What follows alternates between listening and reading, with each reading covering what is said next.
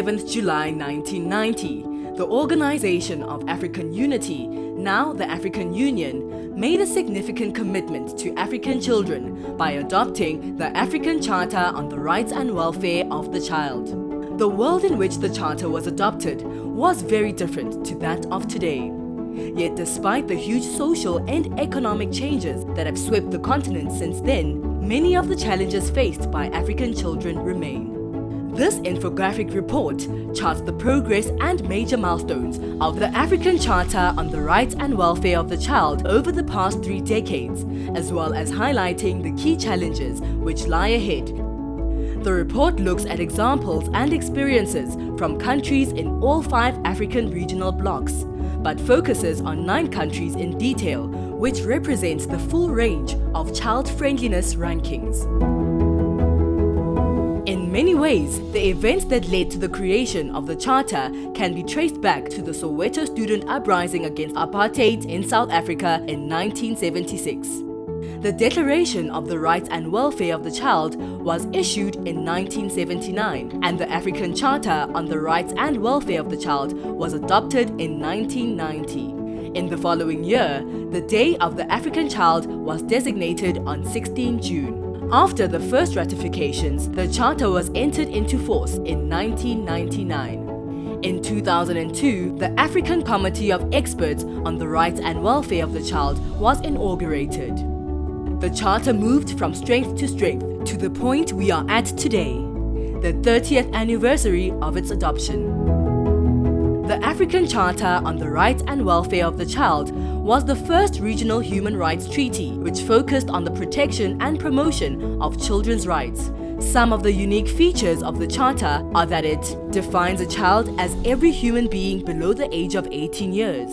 In addition to states, other actors have the obligation to not discriminate against the child. Includes ethnicity as a ground for non-discrimination. Protect the child against apartheid and discrimination. Expressly proclaims supremacy over any custom, tradition, cultural or religious practice that is inconsistent with the rights of the child. Protect the child from harmful social and cultural practices. Adopts a more contextualized approach to education. Expressly mentions female, gifted and disadvantaged children in the context of the right to education. Contains groundbreaking provisions relating to juvenile justice, and it elaborates on the responsibilities of the child. The Day of the African Child is celebrated on June 16, the day of the 1976 student uprising in Soweto, South Africa. The theme each year is selected in consultation with children. Since the adoption of the Charter in 1990, ratification of the instrument commenced and continues to this day. By 2002, 50% of AU states had ratified the Charter, and this grew to 75% by 2007. Today, 91% of the AU states have ratified the Charter. 5 states have not yet ratified the Charter, and 4 states have expressed reservations to parts of the Charter and do not consider themselves bound by certain articles. In terms of reporting, only 10 states have submitted 1 or more periodic reports as required under their ratification obligations, and 10 out of 49 countries have failed to submit an initial report. By looking at trends in key indicators, it is clear to see that there are some significant decreasing negatives, while at the same time, there are increasing positives that give hope for continued improvements. To illustrate the current state of child rights across Africa, the Child Friendliness Index has been developed by African Child Policy Forum. The CFI ranks African countries against a number of criteria, including protection policies and laws, public spending on child rights, and the participation of children in decision-making. Introduced in 2015 to mark the 25th anniversary of the adoption of the Charter, the Africa's Agenda for Children 2040, Fostering an Africa Fit for Children, is a key milestone in terms of protection of child rights in Africa. The agenda sets out 10 solid aspirations to be achieved by the year 2040. The African Children's Charter, as supervised by the African Children's Committee, provides an effective continental framework for advancing children's rights.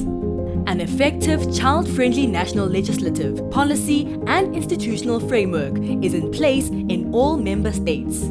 Every child's birth and other vital statistics are registered. Every child survives and has a healthy childhood. Every child grows up well-nourished and with access to the basic necessities of life.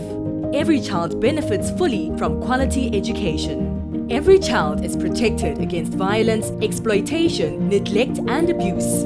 Children benefit from a child-sensitive criminal justice system. Every child is free from the impact of armed conflicts and other disasters or emergency situations.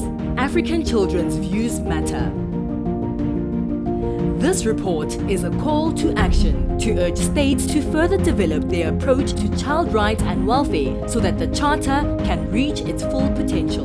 The priority areas for action are to ensure universal ratification, withdrawal of reservations, timely submissions of state party reports. Ensure active and sustained participation of children. Strengthen the enforcement of laws that prohibit harmful cultural practices. Strengthen capacity of independent child rights monitoring mechanisms. Actively collaborate with CSOs, CBOs and the private sector in child rights implementation. Adopt model laws on specific areas that need alignment with the Charter.